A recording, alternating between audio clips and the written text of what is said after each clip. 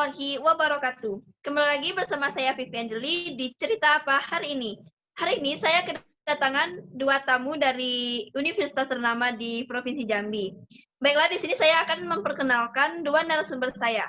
Yang pertama adalah Muhammad Idris Adayan dari Prodi Administrasi Pendidikan Fakultas Keguruan dan Ilmu Pendidikan Universitas Jambi. Hai, selamat siang Idris. Hai, siang. Dan narasumber yang kedua ada Muhammad Aryadika. Dia juga berasal dari Prodi Administrasi Pendidikan Fakultas Keguruan dan Ilmu Pendidikan Universitas Jambi. Hai, selamat siang Dika. Hai, selamat siang. Nah, adapun topik kita pada hari ini adalah bagaimana menjadi pemimpin yang sukses di era revolusi industri 4.0. Nah, seperti yang kita ketahui bahwa kita sudah mulai memasuki revolusi industri yang keempat. Di revolusi industri 4.0 ini, segala sesuatu menjadi transparan dan perbedaan akan suatu produk dengan produk yang lain. Produk terlihat jelas produk yang mampu bertahan hanyalah produk-produk yang baik. Nah, di sini pesaing dunia yang semakin ketat disertai perkembangan dunia dalam bidang ilmu pengetahuan dan iptek. Di sini saya akan bertanya kepada salah satu narasumber saya, yaitu Muhammad Idris Adayan. Yang mana pertanyaannya yaitu, bagaimana menurut Anda pada era revolusi industri ini agar seseorang bisa menjadi pemimpin yang berkualitas? Baiklah, saya coba menjawab. Jika kita berbicara tentang pemimpin di era revolusi industri 4.0 ini yang tengah berlangsung saat ini, akan membawa banyak perubahan pada sektor bisnis, termasuk internal perusahaan. Pasalnya, semua akan serba berbasis IT, sehingga akan berdampak juga perubahannya gaya kepemimpinannya yang cocok untuk sebuah tim dan perusahaan. Untuk itu, dibutuhkanlah seorang pemimpin yang mampu membuat kebijakan-kebijakan yang penting untuk bersaing dengan perkembangan zaman. Bila Anda salah satu leader atau pemimpin yang memimpin sebuah instansi yang tidak ingin ketinggalan di era revolusi ini, maka Anda harus memiliki komponen-komponen sebagai pemimpin. Yang pertama, 1. Memiliki kemampuan dasar menjadi leader. Memiliki kemampuan dasar menjadi leader di sini dimaksudkan seperti penting bagi seorang pemimpin bisnis untuk bisa berkomunikasi dengan baik kepada tim, sampaikan tujuan, visi dan misi Anda ke depan tim dengan cara yang mudah dipahami, serta yakinkan tim dapat mengikuti semua itu. Yang terpenting, seorang pemimpin haruslah bisa membangun kepercayaan pada tim. Yakinkan bahwa tim Anda bisa mencapai seluruh target dengan strategi yang sudah Anda tentukan. Komponen yang kedua adalah cepat mengambil keputusan. Dalam komponen ini, seorang pemimpin harus cepat dalam mengambil keputusan, karena di era revolusi 4.0 ini, sebuah keputusan berkaitan erat dengan teknologi dan digitalisasi. Semua yang kini bergerak sangat cepat. Sudah tidak ada lagi pemimpin yang menunggu laporan dari bawahan dan menganalisa suatu kondisi setelah seminggu lamanya. Yang ketiga, pilih dan bangunlah tim Anda sendiri. Di tengah pergantian masa dari manusia ke mesin, sejatinya benar-benar terjadi di era revolusi industri 4.0 ini. Hampir seluruh pekerjaan sudah bisa diambil alih oleh mesin. Sumber daya manusia yang perlu dipekerjakan masih mulai berkurang saat ini. Hal inilah yang menyebabkan perusahaan-perusahaan haruslah bergerak cepat dan tentu bukan pekerjaan mudah untuk bisa menentukan siapa yang pantas masuk ke tim Anda di tengah banyaknya orang yang ingin bergabung. Sedikit motivasi, leader dalam organisasi yang tidak beradaptasi dengan cepat dari pemikiran tradisional akan punah dan bakal ketinggalan zaman, dan juga akan ketinggalan dari pesaing-pesaingnya. Jadi kita sebagai leader haruslah berani mau menerima dorongan, motivasi tim untuk memberikan feedback terhadap kepemimpinannya demi kemajuan bersama. Itu dari saya. Terima kasih jawabannya dari Idris, jawaban yang sangat bagus. Nah, jadi intinya, mungkin kita menjadi seorang pemimpin yang berkualitas, mungkin pemimpin itu harus memiliki kreativitas yang tinggi untuk bersaing dengan pemimpin-pemimpin yang lain, gitu ya. Nah, di sini saya akan bertanya lagi kepada narasumber yang kedua, kepada Muhammad Aryadika. Nah, di dalam menjadi leader atau seorang pemimpin, maka haruslah berani maupun menerima, mendorong, dan memotivasi tim untuk memberi feedback terhadap kepemimpinan demi kemajuan bersama. Lalu, feedback apakah yang dimaksud di sini? Boleh mohon dijelaskan, Muhammad Aryadika? Baik, di sini saya akan sedikit menjelaskan apa itu yang dimaksud dari feedback tersebut. Feedback di sini merupakan sebuah tanggapan atau respon yang diberikan oleh seorang penerima pesan kepada komunikator pengirim pesan. Contohnya, sebagai karyawan, pasti memiliki seorang atasan. Nah, di sini atasan biasanya akan memberikan feedback tentang performa karyawan selama bekerja. Feedback memiliki fungsi untuk memberikan motivasi pada karyawan kepadanya agar performa kerja lebih meningkat dari sebelumnya. Contohnya yang lain sebagai developer website, tentunya kita akan membuat website sesuai dengan keinginan yang diutarakan oleh pembeli website tersebut. Nah, saat sudah jadi, kita akan memperlihatkan kepada pembeli website, kemudian meminta feedback kira-kira apa saja kekurangan yang terdapat dari website tersebut dan apakah harus melakukan revisi atau tidak. Nah, dari yang dijelaskan, feedback yang seperti apa sih yang efektif untuk diaplikasikan? Baik, maka jenis feedback yang sangat efektif dan lebih tepat digunakan ialah feedback efektif. Yang seperti yang dikatakan tadi, kenapa? Dikarenakan di dalam feedback efektif terdapat sebuah feedback negatif dan positif, yang dimana di dalam dua feedback tersebut terdapat suatu indikasi yang menyebabkan suatu perusahaan itu bisa berkembang dan maju. Di dalam feedback negatif terdapat hal-hal yang dapat meningkatkan kinerja seorang karyawan, sedangkan di dalam feedback positif terdapat suatu hal, yaitu sebuah motivasi yang dapat meningkatkan kinerja suatu karyawan. Dan juga, seorang atasan selalu menghargai setiap pekerjaan yang dilakukan bawahannya. Jika pun melakukan kesalahan, cukup ingatkan dan beritahu secara baik-baik, maka dengan begitu, seorang karyawan akan dapat lebih meningkatkan dan menunjukkan kinerja terbaik mereka.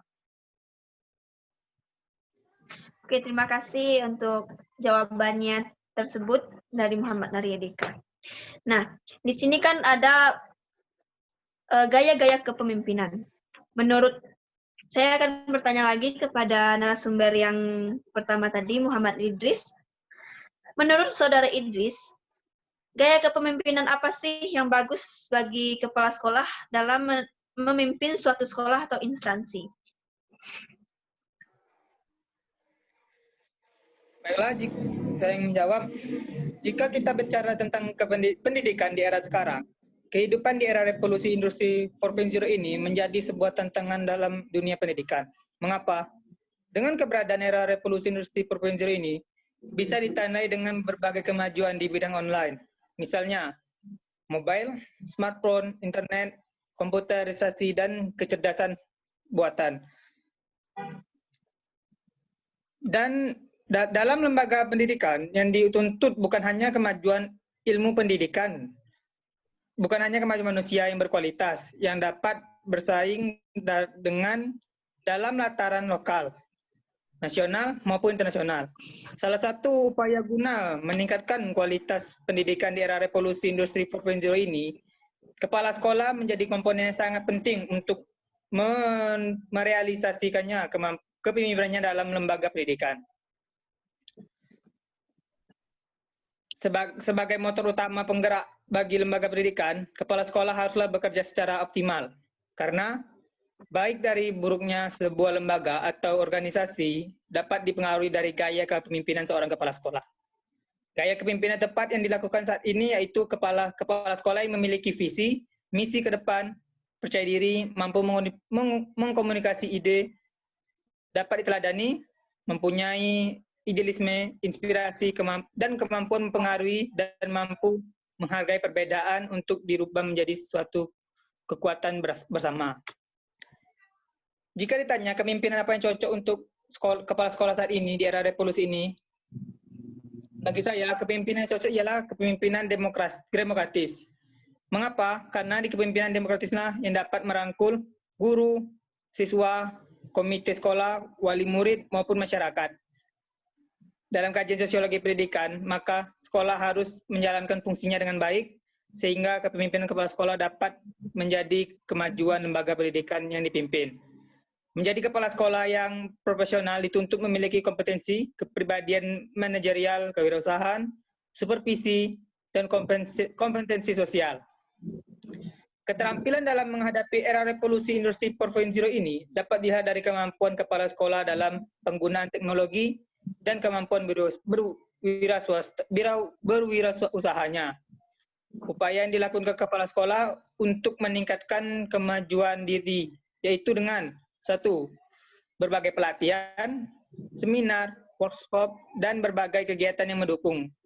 Perlu adanya kolaborasi dari berbagai pihak, terutama pemangku kebijakan agar kepala sekolah dapat menjadi pemimpin yang profesional dan berkualitas di era sekarang. Itu saja yang dapat saya jawab dari pertanyaan Anda. Oke, terima kasih atas jawabannya. Nah, mungkin intinya seperti ini ya. Seorang pemimpin yang baik itu harus memiliki visi dan misi yang menarik supaya banyak orang tertarik untuk memasuki sekolah atau instansi tersebut dengan melihat visi dan misi yang dimiliki oleh kepemimpinan tersebut. Ya. Nah, berikut saya akan juga bertanya kepada narasumber yang kedua, kepada Muhammad Aryadika. Yang mana pertanyaan saya adalah, bagaimana bentuk kebijakan pemimpin yang mampu bersaing dalam perkembangan zaman? Dan seperti apakah kebijakan tersebut? Baik, di sini saya akan mencoba menjawab dari pertanyaan saudari Vivi. Bentuk kebijakan pemimpin yang mampu bersaing dalam perkembangan zaman, yaitu bagi perusahaan harus mempunyai strategi yang mampu melakukan transformasi dan inovasi untuk menghadapinya. Ini agar perusahaan dan bisnis yang telah dibangun tidak tergilas oleh zaman dan terhambat perkembangannya. Perusahaan harus sudah memiliki sebuah peta perjalanan yang terintegrasi, sehingga arah pengembangan bisnis terlihat dengan jelas. Strategi tersebut yang sudah dirancang seperti pemerintahan Indonesia saat ini. Yang pertama ialah perbaikan alur barang dan material. Yang kedua, meningkatkan kualitas sumber daya manusia. Yang ketiga, penggunaan teknologi digital. Yang keempat, harmonisasi aturan dan kebijakan. Dan yang kelima, menarik minat investor asing. Dan yang terakhir ialah perluasan jaringan bisnis. Sekian, itu penjelasan dari saya. Ya, terima kasih kepada Muhammad Aryadika. Dalam suatu kegiatan sekolah dan instansi, pasti sering muncul permasalahan-permasalahan. Nah, di sini saya akan bertanya kepada Muhammad Idris, permasalahan seperti apa sih yang sering muncul terhadap seseorang pemimpin yang dalam memimpin suatu instansi atau sekolah tersebut? Baiklah, terima kasih pertanyaannya. Jika kita lihat sekarang, di era sekarang pemimpin sering mengalami kendala-kendala seperti masalah-masalahnya. Jika kita kembalikan lagi, banyak masalah yang sering dihadapi seorang pemimpin, tapi berbeda-beda tergantung dari masalahnya tersebut. Berikut saya jelaskan masalah yang sering terjadi secara umum. Yang pertama adalah kegagalan berkomunikasi antara pemimpin dan karyawan-karyawan perusahaan. Kerumitan bisnis pada masa sekarang mendesak pemimpin bisnis untuk dapat berkomunikasi pada tiap level pada dalam perusahaan. Misalnya, Anda harus menyusun sebuah visi dan membujuk agar tim Anda setuju dengan visi Anda tersebut. Anda harus menghubungkan tiap individu dalam perusahaan Anda dan menginspirasi mereka. Anda sebagai pemimpin juga pemilik bisnis dituntut untuk membangun kepercayaan dengan meyakinkan anggota Anda melalui komunikasi verbal dan tindakan nonverbal agar dapat diperkuat antar anggotanya. Komunikasi efektif sangat sulit dikarenakan dibutuhkan komitmen. Mengapa? Anda harus membangun komunikasi yang efektif sebagai prioritas dan perlu adanya kedisiplinan, konsistensi, kejelasan pesan, dan kemauan untuk menjaga komunikasi itu setiap harinya. Masalah yang kedua ialah kurangnya akuntabilitas. Dalam perusahaan, apabila ada pekerjaan besar yang gagal dikerjakan, dan beberapa ide tidak berjalan dengan lancar, maka Anda kurang memiliki akuntabilitas. Anda memerlukan sebuah papan pencatatan kinerja yang bisa memonitor hasil kerja yang Anda inginkan. kebanyakan pemimpin sekarang mengetahui hal ini, namun menjadikan hal ini sebagai sebuah sistem membutuhkan disiplin diri dan fokus. Agar sistem dapat terbentuk, Anda membutuhkan dukungan dari karyawan Anda dan tidak mudah terpengaruh. Hal ini menjadi bagian dari operasi Anda. Masalah yang ketiga ialah segan untuk melakukan pemecatan. Bahkan, masih banyak pemimpin terbaik masih memiliki ketakutan untuk memecat karyawan atau anggota timnya. Jika kita dalam tim ada ikatan keluarga, coba Anda pikirkan, kapan terakhir kali Anda memecat anggota yang memiliki hubungan keluarga dengan Anda? Nah, kita jarang menemukan orang yang mungkin bekerja baik di perusahaan lama, namun tidak bisa bekerja dengan baik di perusahaan Anda, karena di setiap perusahaan memiliki karakter individu yang berbeda yang perlu penyesuaian satu sama lain. Masalah yang keempat ialah kurangnya pemerataan. Sangat sulit bila seluruh anggota tim Anda tidak memiliki kesamaan cara pandang. Anda sebagai pemimpin tentu merasa tidak setuju, namun Anda harus memastikan bahwa seluruh anggota Anda berada di belakang Anda dan mengikuti semua arahan.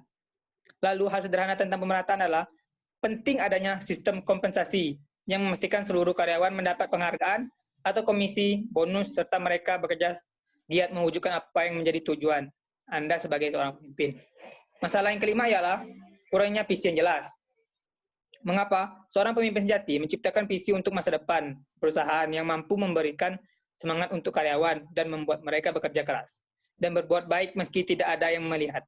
Zaman sekarang, terutama untuk para milenial, mereka berpendapat bahwa pekerjaan mereka tidak sekedar gaji yang mereka terima, namun berkontribusi untuk hal yang lebih baik. Masalah yang keenam ialah eksekusi yang tidak berjalan. Ada 3 penjelasan pemimpin gagal melakukan eksekusi perencanaan kerja. Hal pertama adalah pemimpin tidak mengikuti rencananya dengan disiplin. Seringkali pemimpin merubah rencananya sendiri di pertengahan eksekusi mengakibatkan hasil yang terjadi tidak sesuai harapan. Kedua adalah pemimpin gagal menilai prioritas kepentingan. Banyak pemimpin yang salah membuat penilaian untuk pekerjaan dan hal apa yang sebaiknya dijadikan prioritas. Yang ketiga, yakni pemimpin tidak menempatkan karyawan sesuai dengan kemampuannya. Masih banyak membebankan pekerjaan berat kepada karyawan-karyawan yang lain.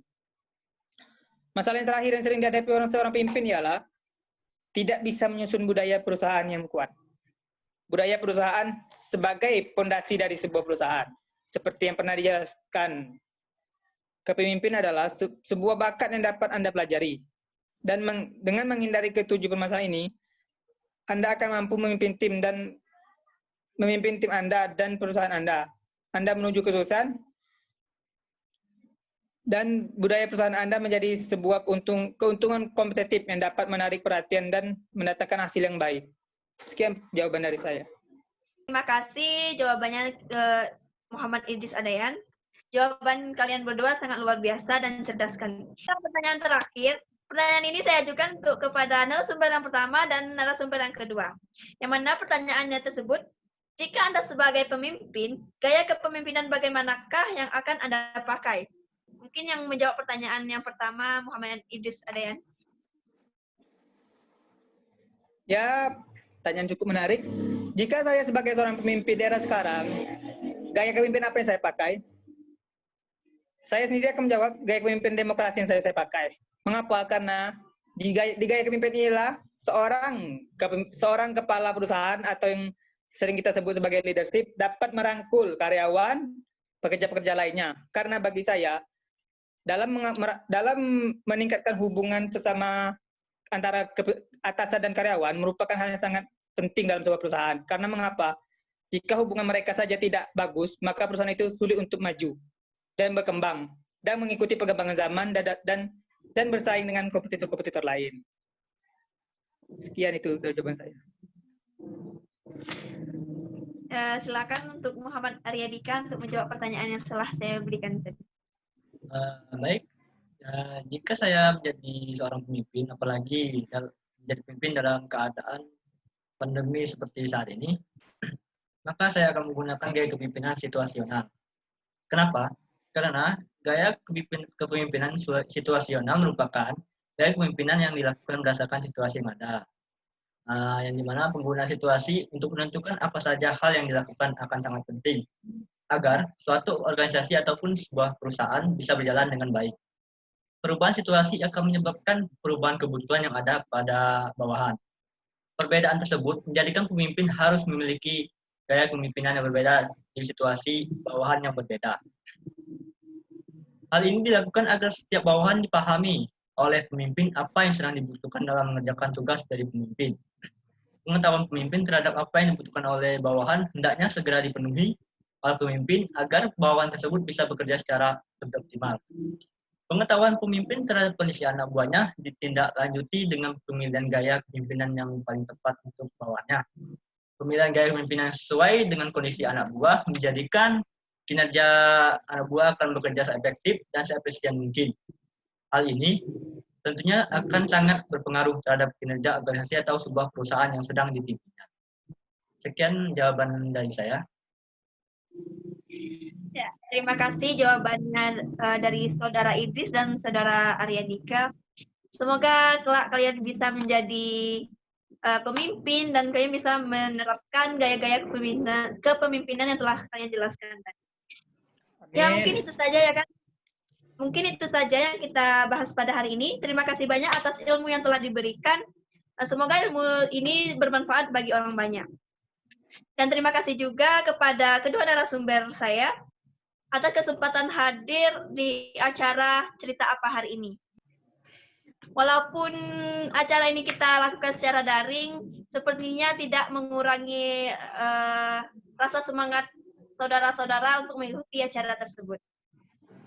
Ya, mungkin itu saja dari saya. Lebih dan kurang saya mohon maaf. Saya tutup dengan wassalamualaikum warahmatullahi wabarakatuh. Terima kasih. Waalaikumsalam warahmatullahi wabarakatuh.